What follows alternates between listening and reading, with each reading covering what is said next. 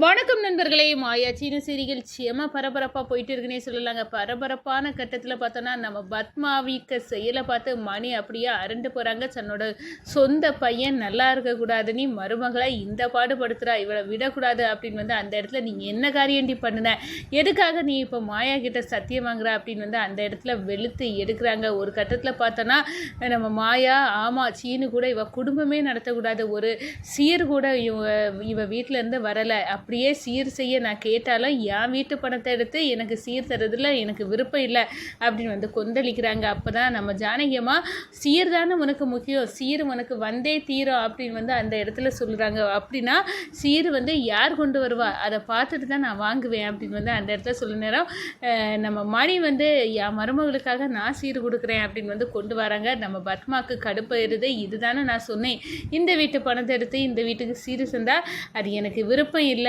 அப்படின்னு அந்த இடத்துல சொல்கிறாங்க. இதுக்கு தான் இவளை புருஷன் கூட வாழக்கூடாது அப்படின்னு தடுத்து நிப்பாட்டுது அப்படின்னு சொல்ல நேரம் அறிவு இருக்காடி, உன் பையனுக்கே நீ உல வச்சுட்டு இருக்க, அவன் கணவன் மனைவியாக வாழ்ந்தால் தானே அவங்களுக்குள்ளே ஒரு சந்தோஷம் இருக்கும், இந்த குடும்பமும் நிலைச்சி நிற்கும், அடுத்த வாரிசு வரும், இப்படி உன் மருமகளை கஷ்டப்படுத்துறியே அப்படின்னு அந்த இடத்துல பணப்பே இவ அப்படின்னு மணி அடித்து விழுக்கிறாங்க பத்மாவை. அதை பற்றி தாங்க இந்த வீடியோக்குள்ளே பார்க்க போகிறோம். அதுக்கு முன்னாடி சேனலுக்கு லைக் அண்ட் சப்ஸ்கிரைப் பண்ணுங்கள் ஃப்ரெண்ட்ஸ். பக்கத்தில் இருக்க பெல்லைக்கானையும் கிளிக் பண்ணுங்கள். அப்போ தான் நான் போடுற ஒவ்வொரு வீடியோவும் நோட்டிஃபிகேஷனாக உங்களுக்கு கிடைக்கும். வாங்க ஃப்ரெண்ட்ஸ் வீடியோக்குள்ளே போகலாம். பரபரப்பான கட்டத்தில் பார்த்தோன்னா நம்ம பத்மா செம கடுப்பாகவே இருக்காங்க. ஏன்னா நம்ம மாயாவும் சீனும் ஒருத்தர் கணவன் மனைவியாக வாழக்கூடாது அப்படின்னு சத்தியம் வாங்கியிருப்பாங்க. ஆனால் அந்த சத்தியத்தை நம்ம மாயா மீறிட்டாலோ அப்படின்னு செம கடுப்பாகி சண்டை போடுறாங்க. ஒரு கட்டத்தில் பார்த்தோன்னா மறுபடியும் கோயிலில் போய் சத்தியமாக அத்தை நான் எந்த கணவன் மனைவி வாழ்க்கையும் உங்கள் பையன் கூட வாழலை, நீங்கள் உங்களுக்கு கொடுத்த சத்தியத்தை நான் மீறவே இல்லை அப்படின்னு சொல்ல நேரம் இல்லை எனக்கு சத்தியம் பண்ணு, அப்போ தான் எனக்கு நம்பிக்கை வரும் அப்படின்னு சத்தியம் வாங்குறதுக்கு நீட்டுறாங்க. அப்போ தான் நம்ம மணி பார்க்குறாங்க. அவசரமாக இந்த மாயாவும் எங்கே கிளம்பி போனால் இந்த பத்மாவும் போனால் இவங்க ரெண்டு பேத்துக்குள்ளே என்ன தான் நடக்குது அப்படின்னு போக நேரம் தான் நம்ம பத்மாவின் சுயரூபம் நம்ம மணிக்கு தெரியுது. இவ்வளோ தூரம் சொந்த பையனுக்கே சூனியம் வச்ச அளவுக்கு நம்ம பத்மா இருக்கிறா அப்படின்னு அந்த தட்டத்தை அப்படியே தட்டி விட்டுறாங்க. ஏண்டி உனக்கு பைத்தியமாக பிடிச்சிருக்கு, நம்ம வீட்டு வாரிசு வராமல் இருக்கிறதுக்குள்ள காரணம் இப்போ எனக்கு புரிஞ்சுது, நீ இப்படி ஒரு தப்பு பண்ணி நம்ம குடும்பம் தலை துவங்காமல் இருக்கிறதுக்குள்ள வழியை நீ பண்ணி வச்சிருக்கேது, உன் பையனுக்கு நீ செய்யக்கூடிய துரோகம், நான் உன்னை சும்மா விட மாட்டேன்டி அப்படின்னு சொல்கிறாங்க. வீட்டுக்கு வந்ததோட நம்ம ரகுராமகிட்ட பத்மாவுக்கு செய்யக்கூடிய செயலை உடைக்கிறாங்க. உங்கள் தங்கச்சி இந்த வீட்டிலே இருக்கக்கூடாது, ஏன் இப்படி இருக்கான்னு தெரியலை, சொந்த பையனுக்கே சூனியம் வைக்கிறா அப்படின்னு சொல்ல நேரம் ஆமாம் எனக்கு என் பையனு கூட இந்த மாயா வாழவே கூடாது, அது என்னோட விருப்பம், நான் தான் முடிவெடுப்பேன், அப்படி வாழ விட மாட்டேன் அப்படின்னு சொல்கிறாங்க நம்ம பத்மா கோவத்தோட.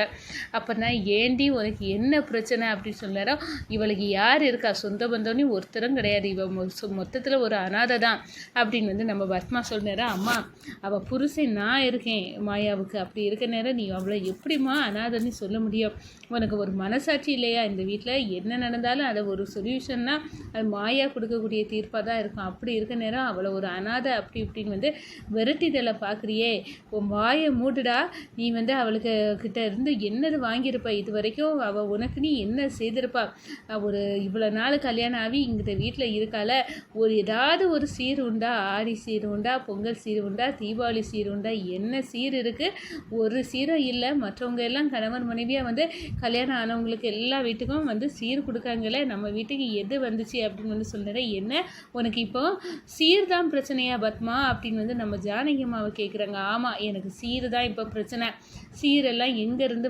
ஒன்றுமே வரல, அப்படியே நீங்கள் கேட்டால் மாயாவுக்கு நாங்கள் சீர் கொடுக்கணும், எங்கள் வீட்டு பணத்தை எடுத்து நீங்கள் எங்களுக்கே சீர் கொடுத்தருவிய, அதில் எனக்கு என்ன சந்தோஷம் இருக்க போகுது, அப்படிலாம் எனக்கு முடியாது, எனக்கு மாயா வீட்டு சார்பாட்டு சீர் வேணும் அப்படின்னு சொல்ல சீரை வரோம் அப்படின்னு நம்ம ஜானகியம்மா பத்மா விட்ட வாக்கு கொடுத்துறாங்க. யார் கொடுக்காங்க தாராங்க சீரை அப்படின்னு நான் பார்த்து தான் வாங்குவேன் அப்படின்னு கங்கனை கேட்டிக்கிட்டு பத்மா இருக்காங்க. ஆனால் பத்மாவுக்கு வேட்டு வைக்க விதமாட்டு வண்டியாக நம்ம மாயாவுக்கு சீர் இறங்குது. ஆமாங்க எல்லாமே இறங்குது. நம்ம பத்மா பார்க்குறாங்க இந்த சீரை இவ்வளோ தூரம் கொட்டி குமிக்க அளவுக்கு இவளுக்கு யார் இருக்கா அப்படின்னு பார்க்க நேரம் நம்ம மணி இறங்குறாங்க. இதை பார்த்த உடனே கடுப்பாறாங்க. என்ன உங்கள் பணத்தில் நீங்கள் இவளுக்கு சீர் வாங்கிட்டு வர்றீங்களா, இதை நான் ஏற்றுக்கிடன்னு மாட்டோம். ஏடி நம்ம மருமகளுக்கு தானே வந்து செய்கிறோம், அது பிறகு ஏண்டி நீ இப்படி வந்து கத்துற, உனக்கு சீர் தானே வேணும், யார் செய்தா என்ன, நான் சேர்ந்துருக்கேன் என் மருமகளுக்கு அப்படின்னு சொல்கிறாங்க. இதுக்கு தான் நான் இந்த மாயாவை கல்யாணம் பண்ணிக்கக்கூடாது அப்படின்னு வந்து நான் தடுத்தேன். அப்போவும் எல்லாரும் கேட்கல, இப்போவும் சீர் கொடுக்கேன் அப்படின்னு சொல்லிட்டு நம்ம வீட்டில் உள்ள பணத்தில் நம்மளுக்கு தரதா. இப்போ தெரியுதா இந்த மாயாவை எதுக்கு நான் மருமகளாக ஏற்க மறுத்தேன். ஒரு சீர் செய்யக்கூட ஆள் இல்லை, நீங்கள் போய் இந்த மாயாவுக்கு சீர் செய்திருக்கீங்க அப்படின்னு வந்து கொந்தளிக்கிறாங்க. அப்போ தான் நம்ம ரகுராம் வந்து சொல்கிறாங்க, இந்த பாரு எதுக்காக நீ இப்படி ஒரு பண பேயாக இருக்க அப்படின்னு வந்து தெரியலை. பணம் வந்து முக்கியம் இல்லை, நல்ல உறவுகளை வந்து சம்பாதிக்கிறது தான் முக்கியம்.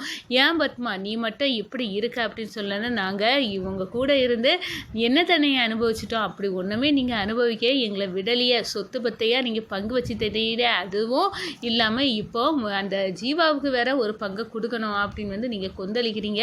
எங்கேயோ முகம் தெரியாமல் இருக்க அவனை வீட்டுக்கு கொண்டு வந்து அவனுக்கும் பங்கு கொடுக்கணும்னு நீங்கள் கொந்தளிக்க நேரமே தெரியல. உங்கள் புத்தி அப்படி இருக்கிறனால எங்களுக்கு என்ன தான் கிடைக்கும், இவங்க வந்து வரக்கூடிய மருமகளாவது கொண்டு வருவான்னு பார்த்தா அவளும் இப்படி கையை விரிச்சிட்டு வந்தால் நாங்கள் என்ன பண்ணது அப்படின்னு வந்து அந்த இடத்துல வந்து பத்மா சொல்லு நேரம் நம்ம ரகுராம், இந்த சாட்டடி உனக்கு பத்தாது, எதுக்காக நீ இப்படி வந்து பண பேய் பிடிச்சி வந்து நிற்கிற அப்படின்னு வந்து அந்த இடத்துல வந்து வெளுத்தெடுக்கிறாங்க. ஒரு கட்டத்தில் பார்த்தோன்னா, அம்மா நான் உங்களுக்கு சொல்லிக்கிட்டேன், இந்த பாருங்க என் பொண்டாட்டியா அனாதை ஒன்றும் இல்லாதவா அப்படின்னு சொல்லதுக்கு உங்களுக்கு எந்த உரிமையும் இல்லைம்மா, நான் இருக்கிறேன், என் பொண்டாட்டியை கண்கலங்காமல் பார்க்குற. டே நீ வந்து சொந்த பொண்டாட்டிக்காக வந்து அம்மாவை வந்து அடிக்க அளவுக்கு நீ வந்து போயிட்டியா, இது எல்லாத்துக்கும் காரணம் இவர் தானே, சீர் செய்யன்னு இவர் போய் வந்து மாயாவுக்கு சீர் செய்யதான் எனக்கு அவ்வளோ கடுப்பாக இருக்குது. இவ யார் அப்படின்னு வந்து அந்த இடத்துல உன்னை நிச்சயமாக என் பையன் கூட நான் வாழ விட மாட்டேன்டி அப்படின்னு வந்து கோபத்தில் கொந்தளிக்கிறாங்க. இதை பார்த்துக்கிட்ட நம்ம ரகுராம் வந்து வராங்க, அப்படியே வந்து பத்மாவை அடிக்கிறாங்க. சொந்த தங்கச்சின்னு பார்க்குறேன், ஏன் இப்படி இருக்கிற, அந்த பையனும் மருமகளும் சேர்ந்து வாழுது, அது எவ்வளோ சந்தோஷம், அதை வந்து பிரித்து எடுத்து இருக்க பார்க்குறிய, இந்த வீட்டுக்கு வாரிசு இல்லை, ஒரு குழந்தை இல்லை அப்படின்னு வந்து எவ்வளோ கவலையாக இருக்கும். ஆனால் இதுக்கு எல்லாத்துக்கும் காரணம் நீ தான் அப்படின்னு வந்து அந்த புவனேஸ்வரிக்கு புத்தி தான் உன்கிட்ட இருக்குது அப்படின்னு வந்து அந்த இடத்துல வந்து பேயாட்டம் ஆடிறாங்க அப்படின்னே சொல்லலாம். இந்த சைடு நம்ம பார்வதி பார்க்குறாங்க, இந்த மாயாவை சீனுக்கிட்ட இருந்து பிரிக்கிறதுக்கு அண்ணி என்னென்னமோ பண்ணுறாங்க, ஆனால் ஒட்டுமொத்த குடும்பமும் அண்ணியை எதிர்க்க நிற்குது அப்படின்னு வந்து அந்த இடத்துல வந்து நினைக்கிறாங்க. ஒரு கட்டத்தில் பார்த்தோன்னா, இவ சரியில்லை மச்சான், இவளுக்கு பணப்பேய் பிடிச்சிருக்கு, அதனால தான் இவ இந்த ஆட்டம் ஆடுறா அப்படின்னு வந்து அந்த இடத்துல வந்து ஒட்டுமொத்தமாக குடும்பமாக சேர்ந்து பத்மாவை ஓரங்கட்டுறாங்க. நம்ம பத்மா வந்து என்னடா பண்ண அப்படின்னு வந்து எல்லாரும் ஆளாளுக்கு எதிர்க்காங்களே அப்படின்னு வந்து இதுக்கெல்லாம் ஒரு வழி பண்ணுறே மாயா அப்படின்னு வந்து யோசிக்கிறாங்கங்க.